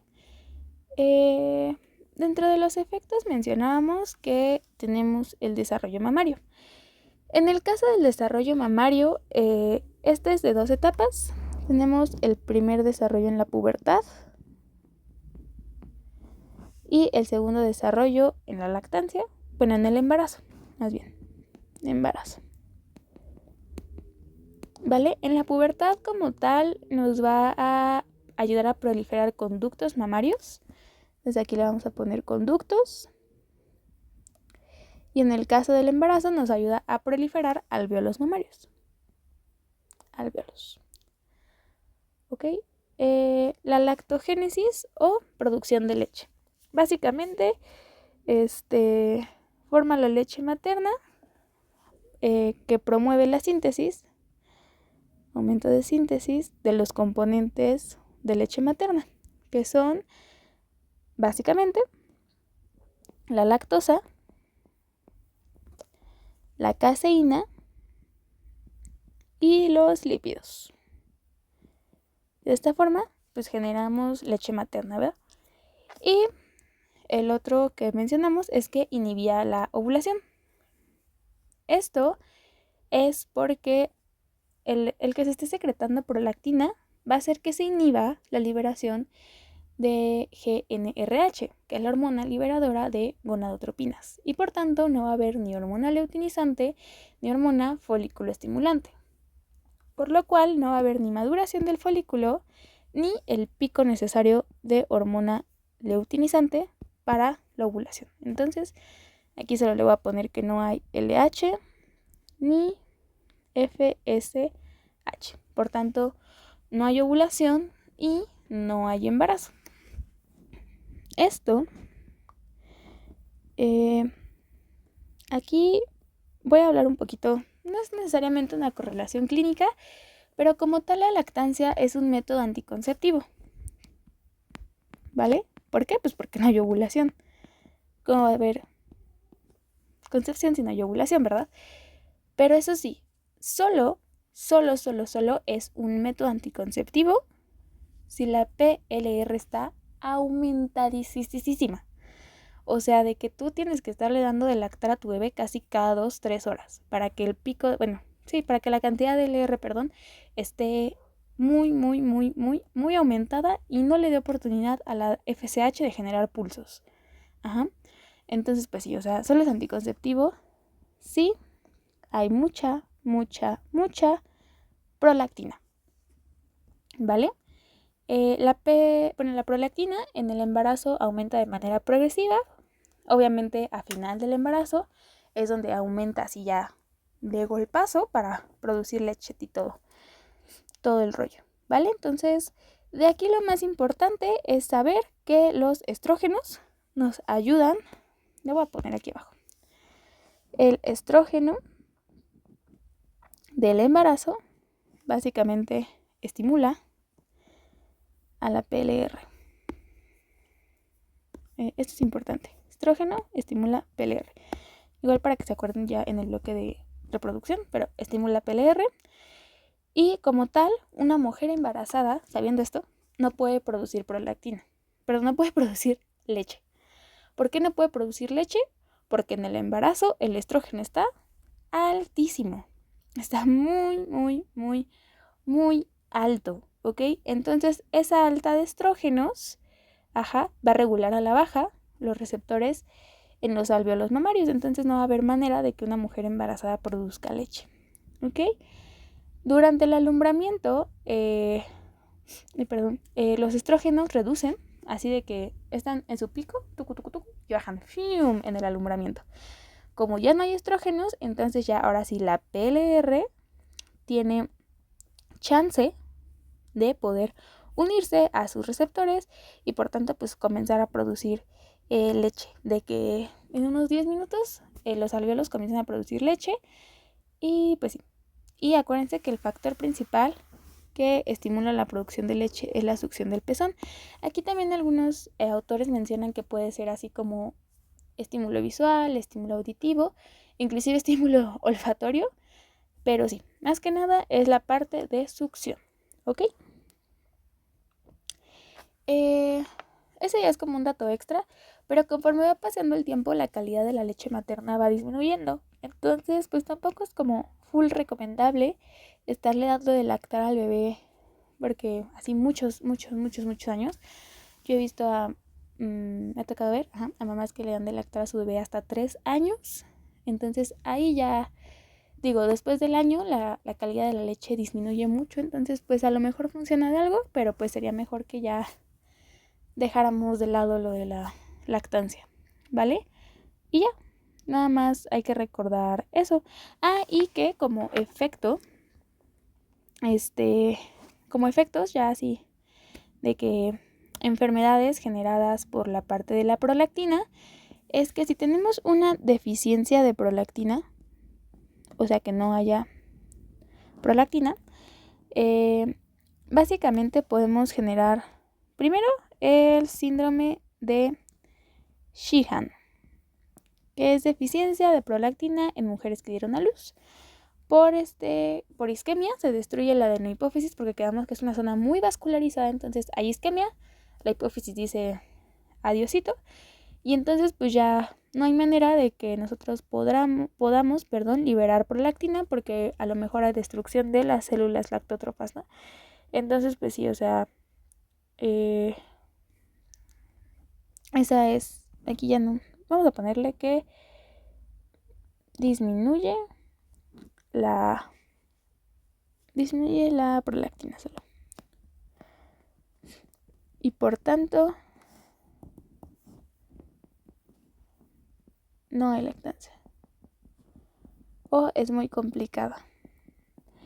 En este caso, ¿qué es lo que nos puede llevar a isquemia de la adenohipófisis? Una hemorragia así grave, a punto de que haya hipovolemia y que lleve a una disminución de la hipófisis, de la perfusión. Pero en realidad, o sea, de verdad tendría que ser una situación muy, muy, muy, muy, muy grave de hemorragia. Pero pues sí, eso. Y en el caso de un exceso de prolactina, déjenme pongo aquí la crucecita. Un exceso de prolactina, lo que puede ocurrir es que se haga un prolactinoma, que casi siempre es la causa. Prolactinoma, que es un tumor. Básicamente el prolactinoma va a hacer que haya mucha PLR y que tenga las manifestaciones como en los hombres ginecomastia, galactorrea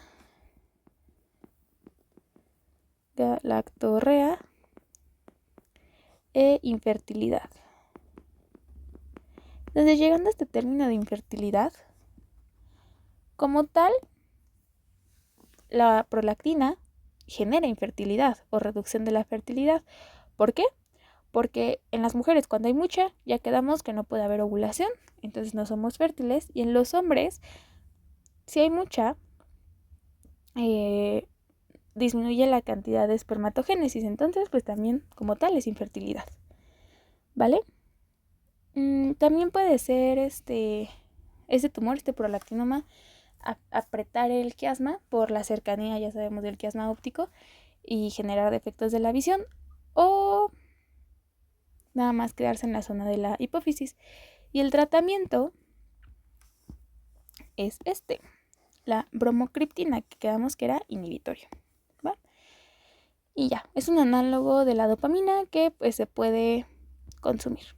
Ok, entonces de la prolactina en realidad no hay como mucho de qué hablar, no son tantas cosas, pero pues es importante que sepan las cosas que les marqué como con estrellitas, ¿vale? En el caso de la neurohipófisis, que es la parte posterior o el lóbulo posterior de la hipófisis, nada más aquí tenemos a dos hormonas, a la ADH y a la oxitocina. Vamos a hablar un poco de ambas. ADH la vamos a ver mucho mejor adelante en el curso, pero igual es importante que ahorita sepamos qué es la ADH. Básicamente, en la neurohipófisis va a funcionar de manera diferente que en la adenohipófisis. En la adenohipófisis teníamos tipos celulares. En la neurohipófisis vamos a tener núcleos. ¿Ok? ¿Por qué? Porque la neurohipófisis, embriológicamente hablando, viene de tejido neural, mientras que la adenohipófisis no. ¿Ok? Entonces, la neurohipófisis va a tener núcleos y va a tener dos núcleos, el núcleo supraóptico y el paraventricular. El supraóptico pues se encuentra arriba del óptico, ¿vale? No me voy a meter en anatomía, ¿va? Solo hay que recordar que tenemos dos núcleos. Entonces, la ADH, sus cuerpos celulares se encuentran a nivel del núcleo supraóptico. Esta es la principal hormona que participa en la regulación de la osmolaridad de los líquidos corporales. Y esto es lo más importante de función que ustedes deben de recordar de la ADH, ¿vale? Como tal, tanto la ADH como la oxitocina son neuropéptidos. ¿Va? Entonces, en el caso de la ADH, tiene una péptidoseñal y es una glucoproteína. Ok. Otro nombre de la ADH es vasopresina. Es el nombre pues no me gustaría decir viejito, pero sí un poquito viejito, ¿vale? Sus principales acciones es aumentar la permeabilidad al agua en el túbulo distal y en los túbulos colectores y contracción del músculo liso vascular. ¿Ok? Entonces, ¿esto qué quiere decir? Que tiene acción a nivel del riñón y a nivel de los vasos. Ok. Entonces, ¿qué es lo más importante de saber de aquí? ¿Cómo se regula? Y qué factores, tenemos que estimulen la secreción o que inhiban la secreción.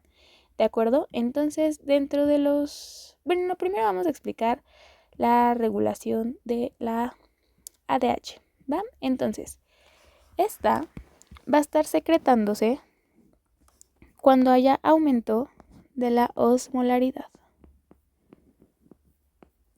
¿Ok? Entonces, un ejemplo de esto puede ser a lo mejor cuando estamos, un ejemplo muy básico, deshidratados, ¿no? Entonces, aumenta la osmolaridad. ¿Y cuál es el siguiente paso? Básicamente, a nivel de las células principales del túbulo distal,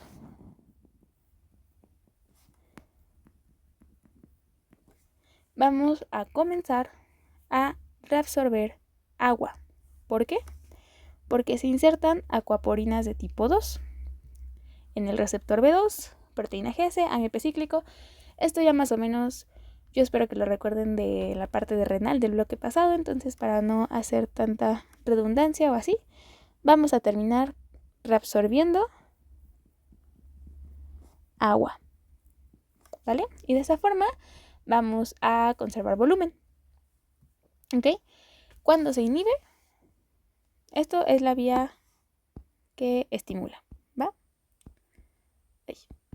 Bueno, estimula. Y cuando se inhibe, pues cuando hay disminución de la osmolaridad, ¿vale? Creo que ahí no hay tanto pierde en el caso de la parte de la osmolaridad. En la parte de contracción del músculo liso va a pasar lo mismo, solo que aquí van a ser receptores, lo voy a poner acá. Aquí van a ser receptores B1 y aquí van a ser, B2 y en el músculo liso van a ser B1, ¿vale? Entonces van a constriñir vasos. Dentro de los factores que tenemos inhibitorios o que reducen y factores que estimulan.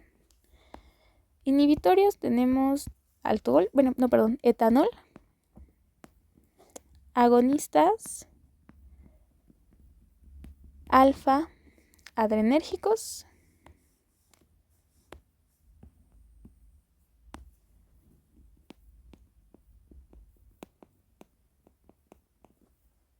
y el péptido natriurético auricular. Péptido natriurético auricular. Y en el caso de estimulantes, náuseas, hipoglucemia, hipovolemia,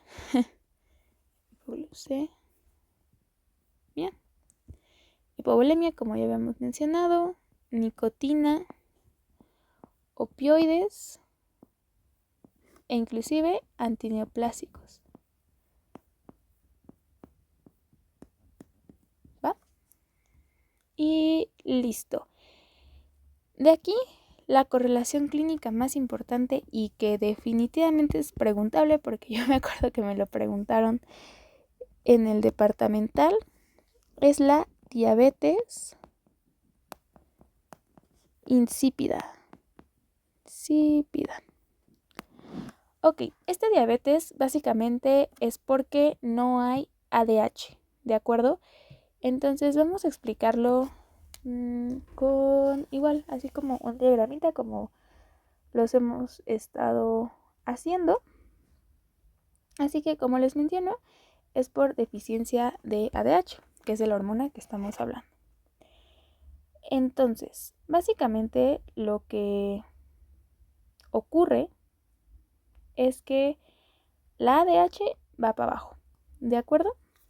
Entonces, esto puede ser por diferentes cosas, pero tenemos igual dos tipos de diabetes insípida. La diabetes insípida de tipo central y la diabetes insípida de tipo nefrogénica. ¿Ok? Primero vamos a explicar la central. Básicamente, aquí hay insuficiencia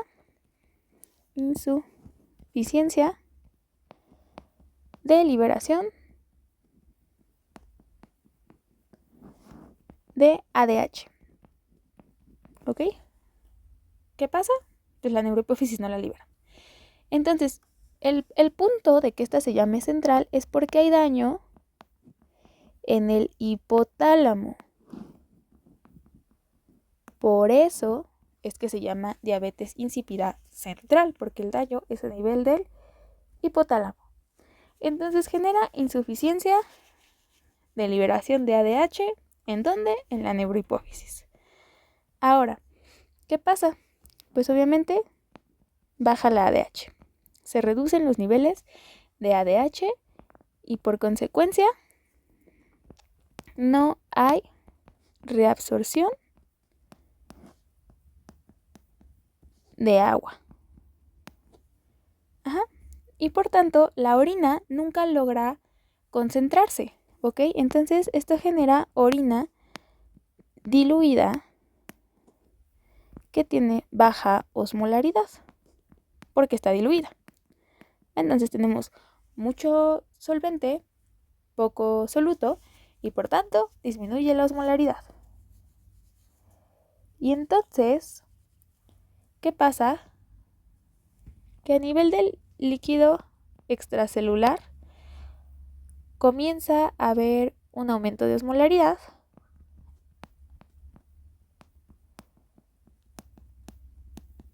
y una disminución de volumen. Y ya, ¿ok?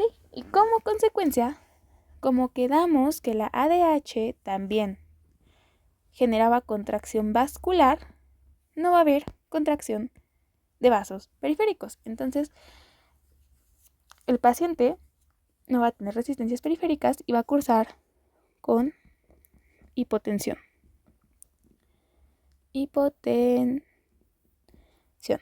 ¿De acuerdo? Esto sería en el caso de la diabetes central.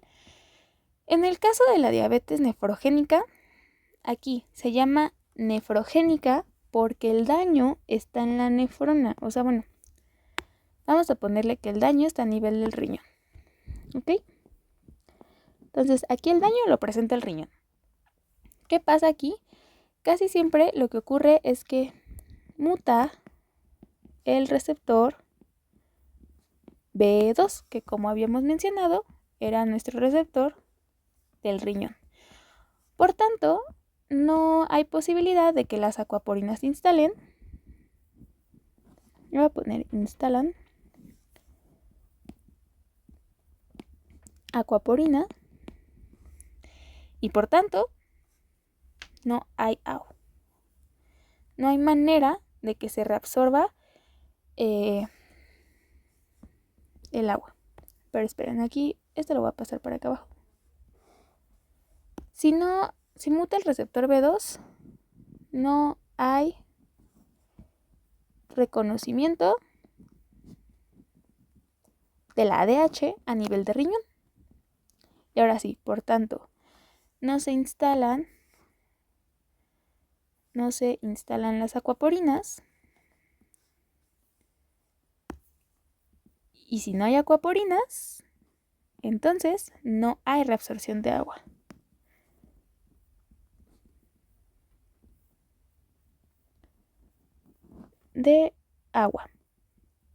¿Vale? ¿Y qué pasa?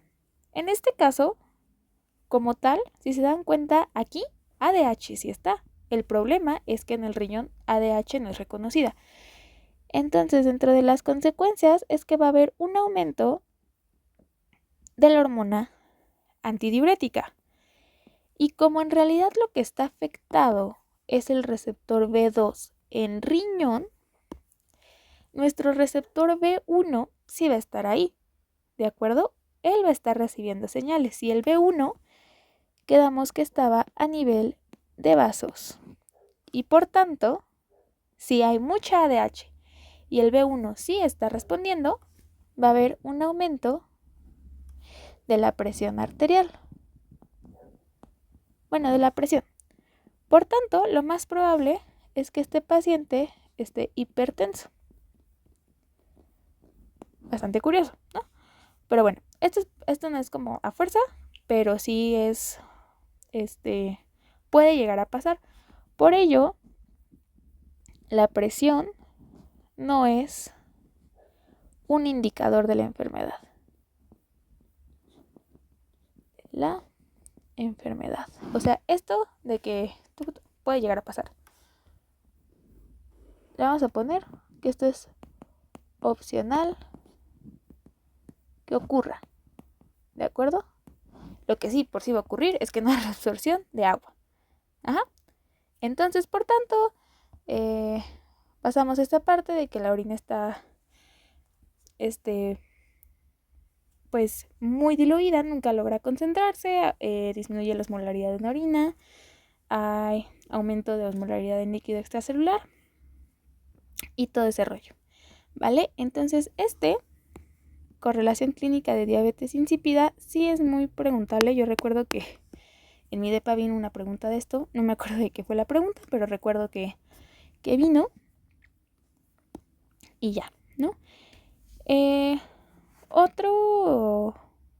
Otra correlación que tenemos aquí es el síndrome de secreción inadecuada de la hormona antidiurética o CADH. ¿Vale? En el CADH, ¿qué es lo que acontece? Bueno, aquí hay mucha ADH por un tumor. Entonces, aquí tenemos dos posibles consecuencias. La primera es que aumente la reabsorción de agua y que por tanto la orina disminuye en volumen. Orina y, bueno, menos volumen de orina, ¿no? Y en este caso, más osmolaridad. Y en el líquido extracelular va a pasar lo contrario, que en la diabetes insípida vamos a tener menos osmolaridad y más volumen de líquido extracelular, ¿de acuerdo? Ese es uno de los posibles efectos. El otro efecto es que aumentan las resistencias vasculares periféricas. ¿Por qué? Porque recuerden que este también tiene efecto a nivel de vasos.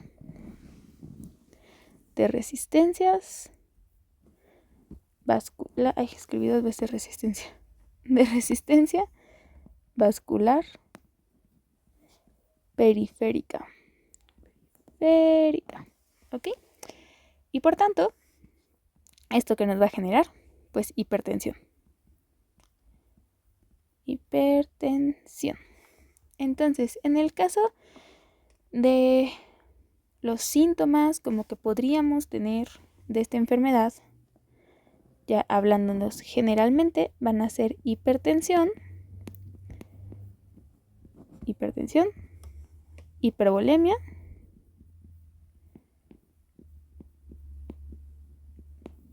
e hipoosmosis o hiposmótica, ¿vale? Esos serían como los 3 síntomas del síndrome de secreción inadecuada de la hormona ADH o CADH. Y ya, eso sería de la parte de ADH. De la parte de oxitocina, aquí como tal, sus cuerpos se encuentran en el núcleo paraventricular, que es el otro núcleo que teníamos de la neurohipófisis. Y aquí lo importante que recuerden es que esta produce la eyección de leche materna. Quedamos que la prolactina, aunque sí producía eyección, era más de producción, por eso es prolactina. En el caso de la oxitocina, esta produce la eyección de la leche materna, ¿de acuerdo? Entonces, esta actúa acoplada a proteína GQ, ¿de acuerdo? ¿Dónde tenemos receptores de oxitocina? En el cerebro y en las células mioepiteliales y en el miometrio, o sea, en el útero. Entonces, de aquí podemos dilucidar sus principales acciones, que es eyección de leche, contracción uterina, reducir hemorragia posparto y en el orgasmo. ¿De acuerdo? Entonces, primero vamos a hablar de la parte de la eyección de leche. Aquí básicamente en las células mioepiteliales vamos a tener receptores de tipo G... ¿Qué son? GQ. Ajá. Bueno, proteínas GQ, perdón, que van a generar inositol trifosfato y calcio, y de esa forma van a generar contracción. Y, por tanto, van a expulsar la leche. ¿De acuerdo? En el caso de la contracción uterina, igualmente tenemos receptores a nivel de miometrio, y aquí más que nada la oxitocina va a inducir el trabajo de parto.